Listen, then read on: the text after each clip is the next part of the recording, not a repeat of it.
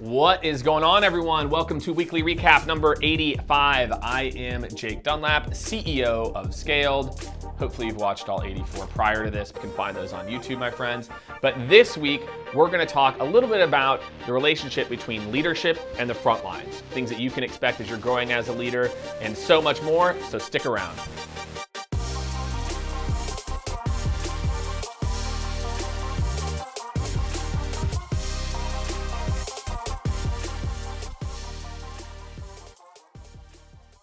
All right, my friends, in this week's Jake's Take, I'm gonna start with the leadership perspective. I think for a lot of you in sales or in sales development or even in marketing, your kind of ultimate goal is to get into leadership. I also know a lot of people love the startup life, right? And I did a post, it's about a week and a half ago, where I talked about the chances that you're gonna make it 4 years as a VP of sales is 0.00%. Now, that's not actually true. There's a very small percent. But I think for a lot of you, there is just a formula that's been perpetuated in this culture, which says once you've scaled from here to here, we've got to go hire someone who's already went from here to here. But if you look at the average tenure of that second person, it's not that much better than the first person, right? So I just think as CEOs, and I'm gonna be doing a LinkedIn Live coming up with a CEO, talking about the CEO's perspective, I want you to think, are you doing everything that you can to set your leadership team up for success? Like even for me as a CEO, I'm not absolved from just hiring people that have done it before and expecting them to figure it out. The same way as a leader can't hire a director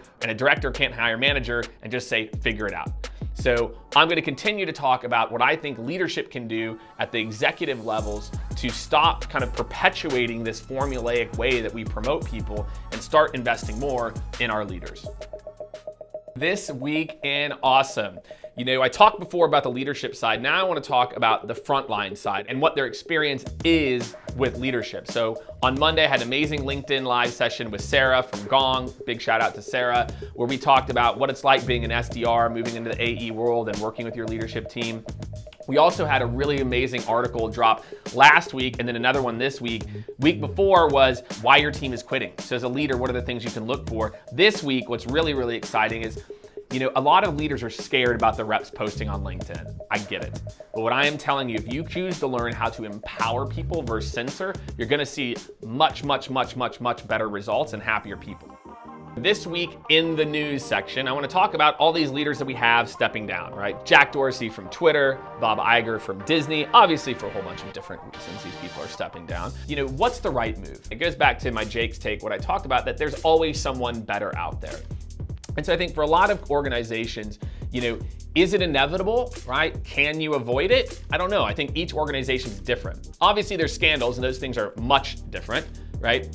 For the rest of it, it's just to think of things on more of a case-by-case basis. So if you're in leadership, I know you can think of this myopically in your individual life. If you're in the front lines, it's the same thing. You kind of think all prospects are the same. So I think we just need to be smarter about treating each situation, each leadership role differently. And can this person scale versus this is the formula that we've always ran?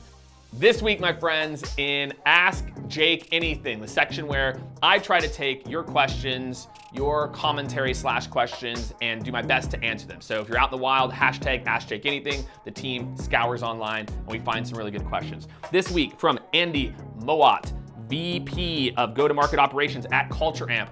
What is going on, my friend Andy? I had a quote the other day that a head of demand gen has an even bigger target on their back than a VP of sales. Well, here's the thing.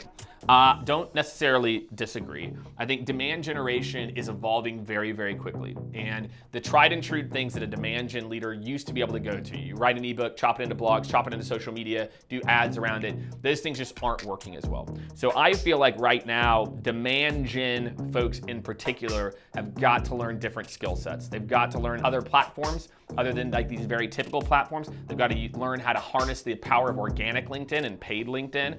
I feel like a lot of demand gen people are so used to putting their eggs in the retargeting bucket or other social media platforms. So yeah, I think demand gen leaders do have a big target on their back right now, but a lot of it is the tried and true things aren't working. Again, if you have a question, like my man Andy here, make sure hashtag Ask Jake Anything, and I'll do my best to answer your question live. I did a little teaser post to this last weekend where I talked about a new group only for revenue professionals that we're getting ready to put together. Again, we're thinking about the platform, LinkedIn, Slack, Bravado, TBD. But really what I want to know is a few things. One, we're really thinking about making it leader free. That this is a place where sales people can go and marketing people can go to share as a community.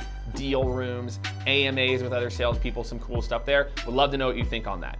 Two, what would they make this more valuable?